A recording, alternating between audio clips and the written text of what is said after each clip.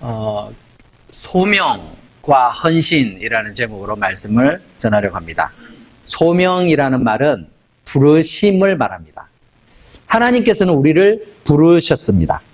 그리고요, 보내시죠. 교회라는 의미는 부르심을 받은 자들의 모임을 교회다라고 말합니다. 헬라어에서 에클레시아라는 말은 불러내셨다라는 의미를 가지고 있습니다. 교회는 부름받은 자들의 모임이라는 뜻인데, 그렇게 부르신 자들이 함께 모여서 예배를 드리는 것으로 그 사명을 다하는 것이 아니라 다시 흩어져서 하나님께서 보내시는 그 자리에서 주신 사명을 잘 감당해가는 선교적인 삶을 사는 것을 목표로 하고 있습니다. 복음 전파와 선교는 우리가 우리의 일상에서 경험해야 하는 주님의 명령이기도 합니다. 이 일에 주님의 백성들은 부르심을 받았고 또한 헌신의 삶이 요구되는 것입니다. 따라서 소명과 헌신은 동전의 양면처럼 아주 밀접한 관계가 있습니다. 오늘 본문은 거룩하신 하나님을 만남을 통해서 그를 거룩하게 구별하신 하나님을 위해서 자신의 삶을 헌신하게 되는 그런 이사야 선지자의 소명과 헌신의 장면을 기록하고 있습니다. 이 말씀을 통해서 하나님께서 성도로 불러주신 우리는 하나님 앞에 헌신하기 위해서 어떻게 무엇이 필요한지 살펴보려고 합니다. 본문의 시대적 배경은 기원전 739년경으로 거슬러 올라갑니다. 지금으로부터 약 2750여 년 이전의 사건입니다. 아주 오래전의 이야기죠. 오늘 1절 말씀은 이렇게 시작합니다. 우시야 왕이 죽던 해에 내가 본즉. 자, 한 나라의 왕이 죽었습니다. 그 해에는 어떤 정치적인 그런 상황일까요? 우시야는 그 당시까지 가장 오랫동안 통치했던 이스라엘 왕이었습니다. 남북 이스라엘 왕조를 통틀어서 가장 오랫동안 한 나라를 다스렸던 왕이었습니다. 52년을 통치했습니다. 얼마나 오랫동안 통치했습니까? 그런데 그 왕이 죽었습니다. 정치적인 혼란, 외세의 침략, 여러 가지 위기의 상황에 처해졌을 때였지만 이사야 선지자는 그 해에 하나님께서 보여주시는 그런 환상을 보게 됩니다. 성전에 계시는 그 하나님의 영광스럽고 거룩한 모습을 보게 되는 것입니다. 요즘 한국과 미국 등 많은 나라와 지역에서 폭우와 홍수로 큰 피해가 발생하고 있습니다. 지구온난화의 영향이 이제 피부로 체감하고 있죠. 우리가 살고 있는 뉴저지도 예전과 다른 그러한 날씨를 우리는 경험하고 있습니다. 더욱이 우크라이나 전쟁은 끝을 모른 채 점점 심각해지고 있는 양상입니다. 그리고 국제적인 제재를 받고 있는 북한은 하루가 멀다 하고 미사일을 쏘아대고 있습니다. 오늘 뉴스를 보니까 북한에서 며칠 내에 한반도에서 전쟁이 일어나도 전혀 이상하지 않은 그러한 상황인데도요, 한국에 있는 사람들은 그런 안전 불감증 속에 있지요. 이런 세상을 보면서 여러분의 마음은 어떻습니까? 나와는 상관없는 일이야. 나는 미국의 저 동쪽에 뉴욕 옆에 있으니까 그나마 그래도 안전하지 않을까, 이렇게 생각하고 있지 않습니까? 신앙생활에 있어서도 하나님의 존재, 하나님의 임재에 대해서 의식하지 못한 채 살면서도 그저 아무 일이 없으니 괜찮다라는 안전불감증에 머물고 있지는 않습니까? 이러다가 갑작스러운 일이 우리에게 닥치게 되면 우리의 삶은 어떻게 될까요? 한순간 정신을 차리지 못하게 되겠죠. 우시야 왕은 16세의 왕에 오른 사람입니다. 그리고 52년을 다스렸습니다. 그 당시 남유다는 번영의 시대를 경험했습니다.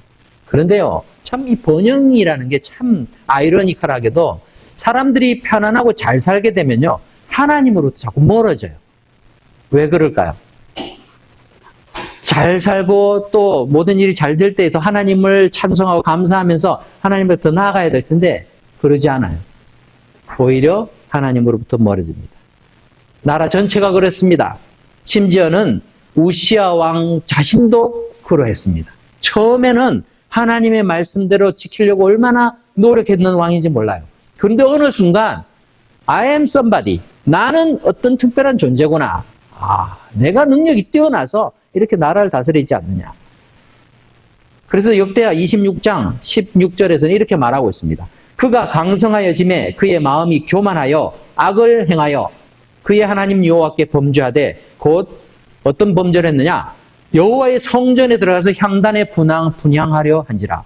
하나님의 성전에 들어가서 분향하는 건요, 제사장만이 할 수 있는 거예요. 근데 내가 그래도 아주 능력의 왕인데 뭐 하나님 앞에 나아가는 것 내가 해야 되지 않을까? 자기가 가려고 한 거죠.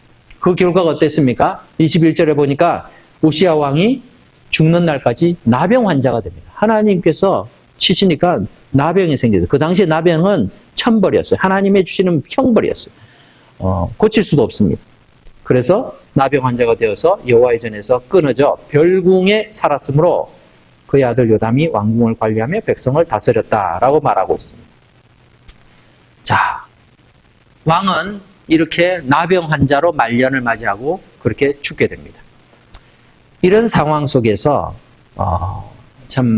나라도 그다지 안정되지 못했을 것입니다.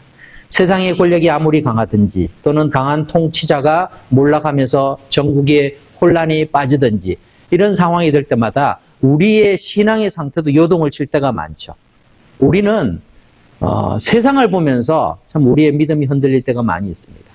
세상이 불안해지면 우리도 흔들리죠. 그런데 그 순간에 하나님께서는 이사야에게 어떤 것을 보여주시는가 하면은 하나님의 성전에 계시는 거룩하신 하나님의 모습을 보여주게 됩니다. 하나님의 보좌는 여전히 흔들리지 않고 있는 것을 보게 됩니다. 여러분은 하나님의 교회가 언제 강성하다라고 생각하십니까? 우리는 대한민국이 70년대부터 나라가 부강해지고 경제적으로 성장을 경험할 때 교회도 부흥했다. 이렇게 생각을 합니다. 하지만 사실은 이와 반대죠. 하나님 앞에서 겸손한 마음으로 엎드리고 나라와 민족을 위해서 간절히 기도했던 많은 성도들의 기도와 또 말씀대로 살려고 애쓰던 그 신실한 기독교인들이 있었기 때문에 하나님께서 우리나라의 경제적인 성장도 허락하신 것이죠. 지금 대한민국은 선진국의 반열에 들어가 있지만 한국 교회는 침체와 쇠퇴에 수렁에서 헤어나지 못하고 있습니다. 근데 더 안타까운 것은 한국 교회를 대표하는 많은 대형 교회 목회자들과 성도들에게는 이런 위기의식에 대해서 전혀 느끼지 못하고 있다는 거예요. 우리 교회는 괜찮아. 우리 교회는 그래도 든든해. 개교회 중심의 그런 이기적인 집단으로 전락하고 있습니다. 이런 영적인 위기 상황을 어떻게 극복해 나갈 수 있겠습니까? 내가 처한 현실에서의 그런 안락하고 안정된 삶을 추구하는 그런 일에 만족하지 않고 하나님이 다스리시는 그런 영적 세계의 질서를 바로 볼 수 있을 때 우리는 우리가 추구해야 될 진정한 권위와 그 가치가 무엇인지를 알게 될 것입니다. 현실적으로 한국교회뿐만 아니라 미국에 있는 한인교회들도 역시 영적인 침체를 경험하고 있습니다. 한인교회들뿐만 아니죠. 이미 유럽교회들 그리고 미국 교회들은 오래전부터 침체를 경험하고 있지 않습니까? 그런데도 여전히 자신의 영적인 상태를 민감하게 깨닫지 못하고 하나님의 다스림을 경험하기조차는 경험하려고 하는 마음도 없고 또 사모하는 마음도 가지지 못하고 있는 것이 문제이죠. 이사야 선지자는 영적인 침체기 속에서 하나님의 보좌를 바라보는 그런 특별한 경험을 하게 됩니다. 오늘 말씀은 우리의 모든 인생을 주관하시는 하나님을 우리가 바로 만날 때에 우리는 하나님의 사람으로서의 그 역할들을 감당할 수 있게 되는 것을 보게 됩니다. 오늘 말씀에서 우리는 첫 번째로 하나님께서는 당신의 백성들에게 당신의 거룩하심을 보여주기 원하신다라는 것이에요. 이 이사야 선지자가 본 환상은 어떤 것이었습니까? 그것은 성전 안에 거하시는 하나님의 영광스럽고 거룩하신 모습이었죠. 1절에 보니까 내가 본즉 주께서 높이 들린 보좌에 앉으셨는데 그의 옷자락은 성전에 가득하였고, 성전에 옷자락이 가득하였다는 것은 하나님의 그런 영광이 가득했다라는 것을 말하죠.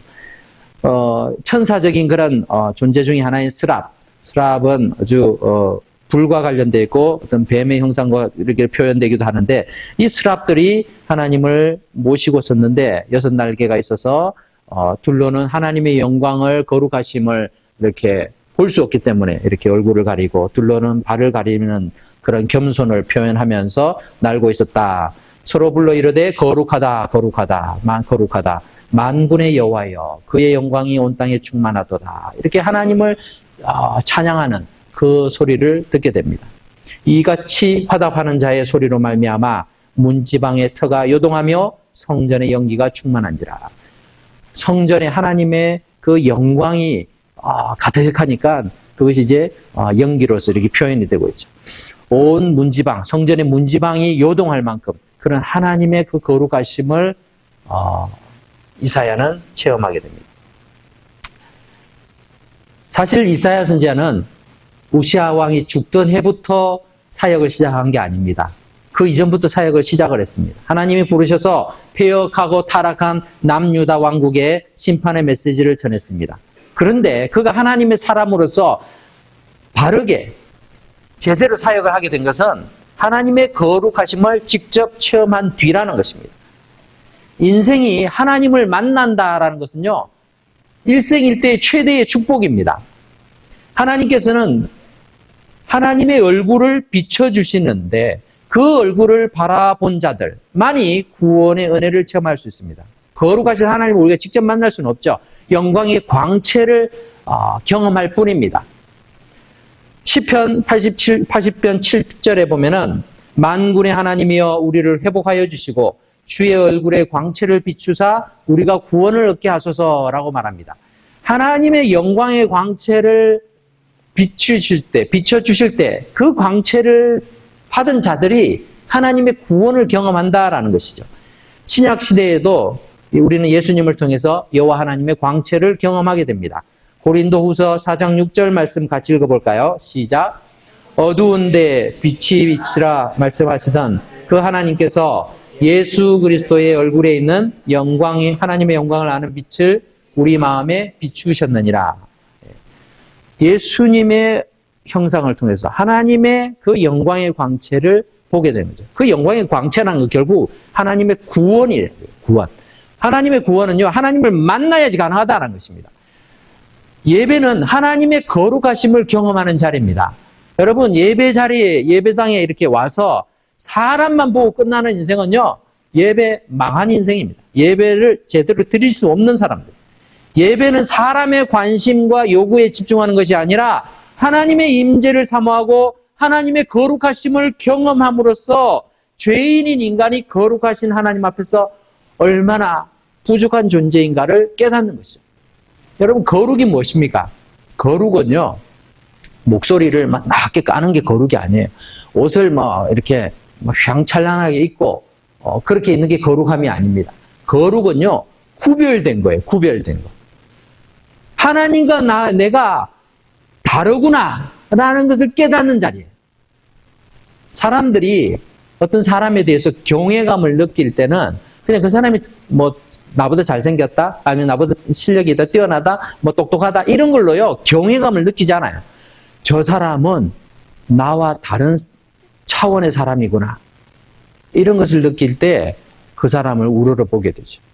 아, 내가 도저히 범접할 수 없구나. 우리가 하나님에 대해서 하나님이 세상을 만드셨다, 창조하셨다, 신이니까 그럴 수 있지, 이렇게 생각하고 만다면요, 하나님에 대한 그 경외감들 가지기 어렵습니다.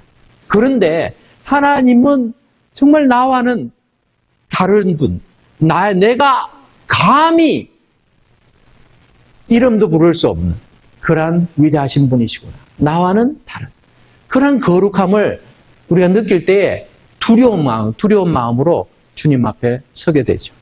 그래서요, 예배는 그 거룩하신 하나님을 만나는 자리입니다.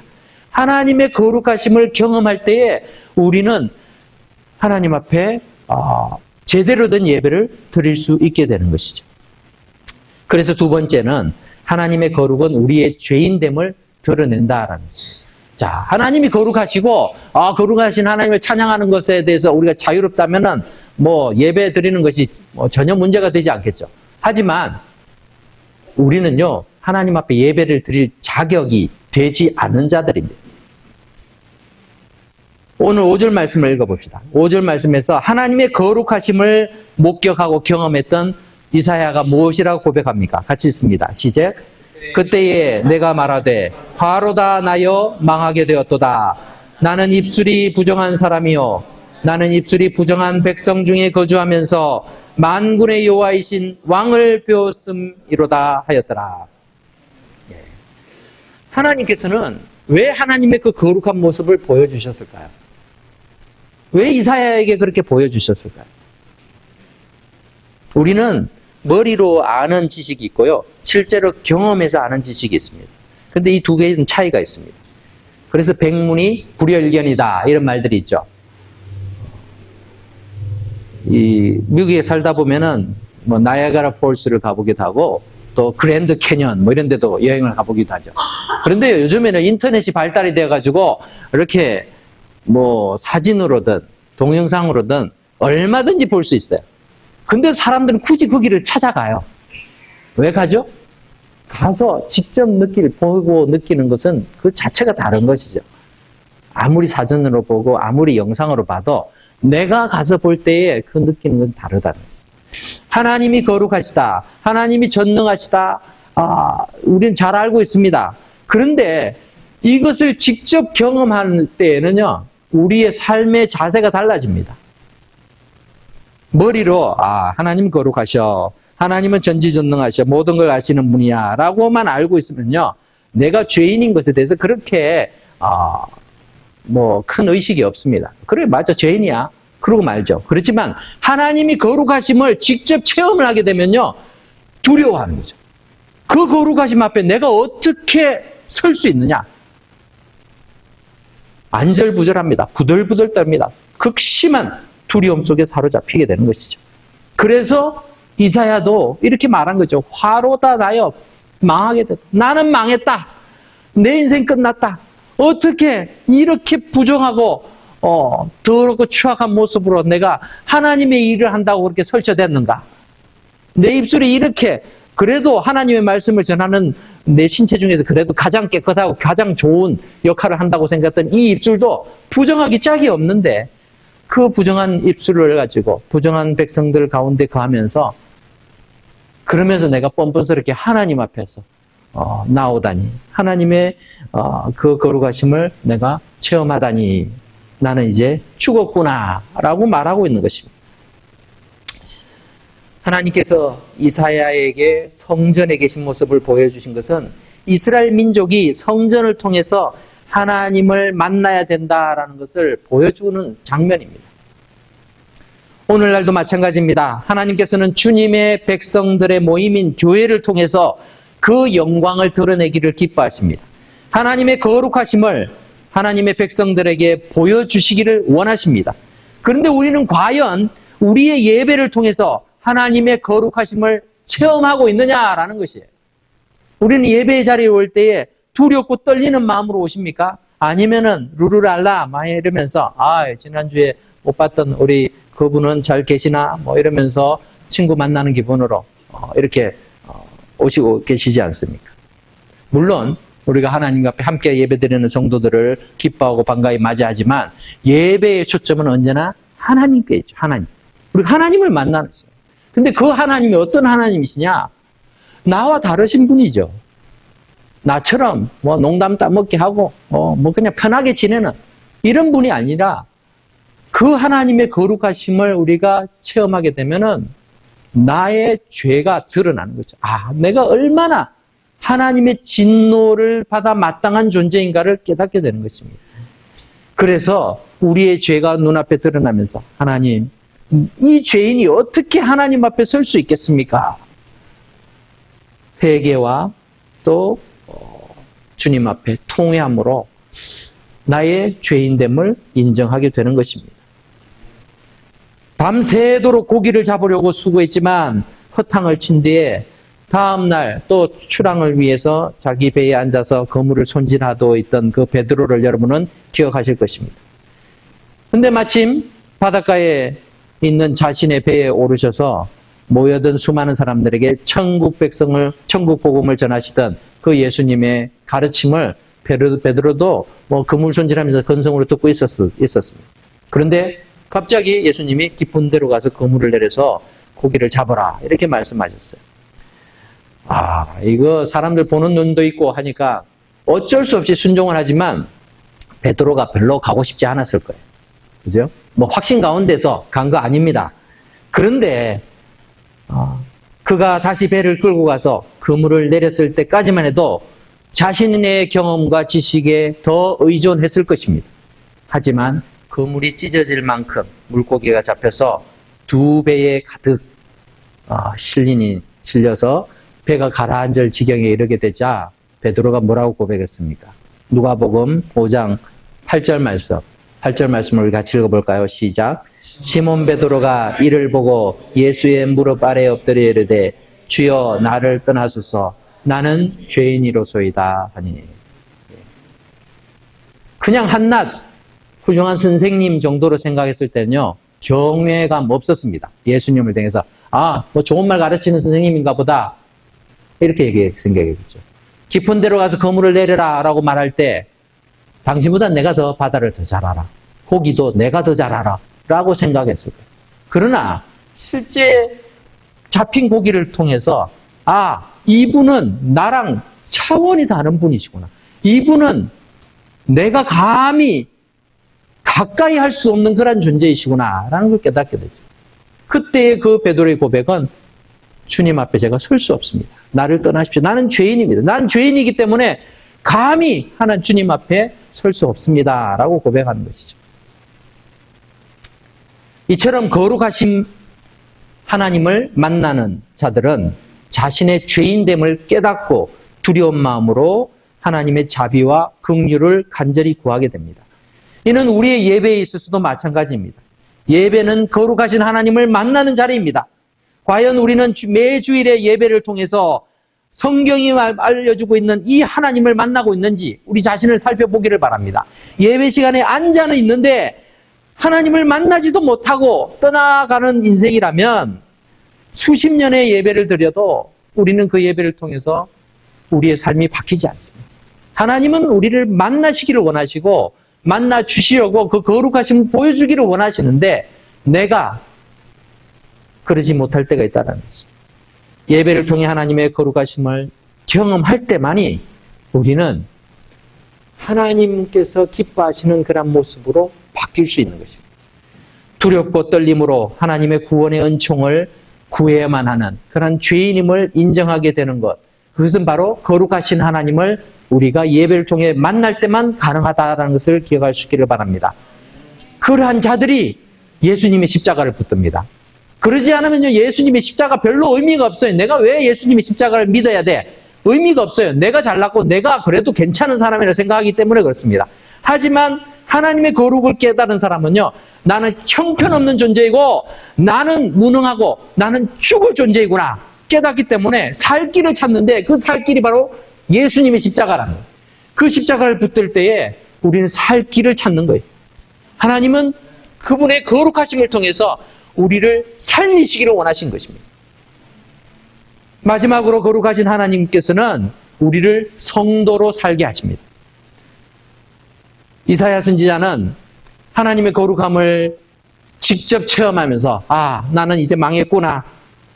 하나님 앞에서 이제 저주받고 또 징계를 받아야 되는 그런 죄인이지만 하나님께서는 그대로 이스라엘을 버려두지 않으셨어요. 어떻게 하셨습니까?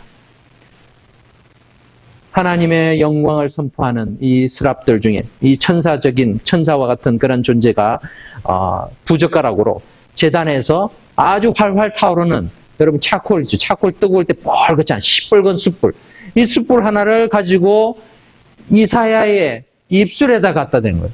이 이사야가 내가 내 입술이 부정한데 이 부정한 입술로 하나님의 말씀을 전한다고 이렇게 폼 잡고 다녔는데 하나님께서 그 부정한 이사야의 입술을 숯불로 찢으시는 거예요.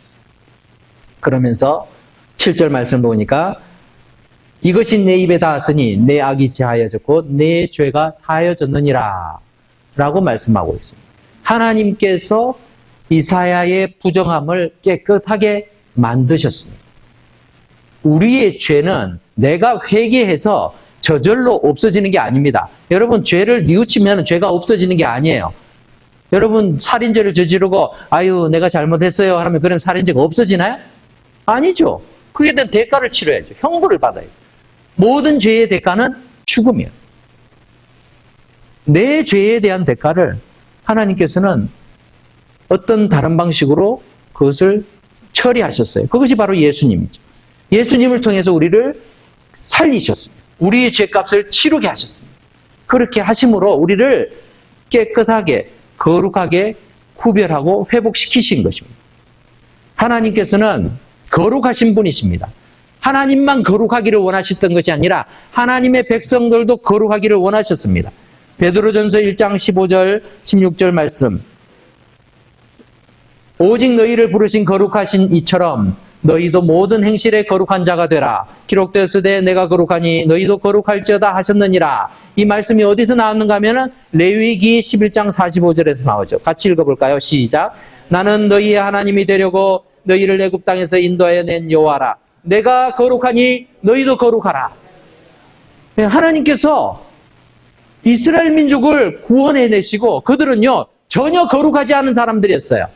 그냥 노예 근성에 찌들어 있던 사람들이었어요. 그냥 어려우면 불평하고 원망하면서 하나님 살려주세요. 그런데요 그 불쌍한 인생을 하나님이 구출하셨어요. 구원해내시고서는 나는 너희를 구원한 여호와 거룩하신 하나님이다. 내가 거룩하니까 너희도 거룩해야 한다라고 알려주신 거죠. 그렇게 하나님의 백성을 거룩하게 만드셨어요. 거룩한 것은요 그냥 말을 예쁘게 하는 것, 행동을 그냥 천천히 하는 것, 이게 거룩한 게 아니죠. 구별된 삶을 사는 것을 말합니다. 하나님의 백성으로 구별된 삶을 살아라 라고 말씀하고 있는 것입니다. 하나님의 은혜를 깨달은 사람들은 나 같은 죄인을 살리신 그 은혜에 감사함으로 하나님의 거룩을 본받으려고 노력합니다. 즉 세상 속에서 나는 하나님 편이지 세상 편이 아닙니다. 이것을 늘 주지시키고 일깨우면서 그렇게 살아가는 것입니다. 죄의 문제를 해결한 뒤에만 가능하기 때문에 하나님께서는 이사야를 그렇게 제단의 숯불로 깨끗하게 하시는 그 환상을 통해서 내 죄가 사해졌느니라. 네가 이제 깨끗해졌느니라. 이제 내 일을 하라. 라고 말씀하시면서 누가 나를 위해서 갈 것이냐? 라고 요청하시죠. 그때 이 이사야 선지자는 주님 내가 여기 있나이다. 나를 보내십시오. 라고 헌신하게 된 것입니다. 말씀을 맺겠습니다. 하나님께 드리는 이 헌신은 아무나 아무 때나 할 수 있는 것이 아닙니다. 어쩔 수 없이 헌신하는 것이 아닙니다. 마지못해 하는 헌신을 헌신이라 말하지 않습니다. 헌신은 자발적인 동시에 성도들에게만 주어지는 특별한 하나님의 초청이자 기회입니다. 하나님의 부르심을 통해서 하나님의 거룩하심을 경험한 죄인이 자신의 죄의 심각성을 깨닫고 회개함으로 하나님의 자비로운 그 구원의 손길을 간절히 구할 때 하나님께서는 예수 그리스도를 통해 우리 죄를 깨끗하게 씻어주셨고 또 거룩하게 해주신 그 하나님의 사랑을 경험하게 됩니다. 그리고 성도로 불러주신 그 은혜에 감사하면서 주님 제가 여기 있습니다. 나를 써주십시오. 나를 보내주십시오. 이렇게 고백하며 헌신하게 되는 것입니다. 우리는 예수님을 구주로 믿는 믿음으로 말미암아 하나님께로부터 성도라 불리는 그러한 자들입니다. 여러분 우리가 어떻게 감히 성도라 거룩한 물이라 이렇게 불릴 수 있겠습니까? 그런 자격이 없잖아요. 그런데 하나님께서 그렇게 만들어 주셨어요. 하나님께서는 세상과 구별된 삶을 살고자 힘쓰는 당신의 백성들을 홀로 두시지 않습니다. 주님의 나라를 위해서 나아가는 우리의 가는 길에는 주님의 인도하심이 있고 주님께서 우리의 길을 예비하시고 우리와 동행하실 줄 믿습니다. 주님의 나라를 위한 헌신은 성도들에게만 주어지는 축복이고 하나님의 동행하심을 경험하는 복된 기회임을 우리가 기억하면서 우리의 남은 생애를 통해서 거룩한 삶을 통해서 하나님 앞에 헌신하는 축복의 인생 될 수 있기를 주의 이름으로 축복합니다. 기도하겠습니다.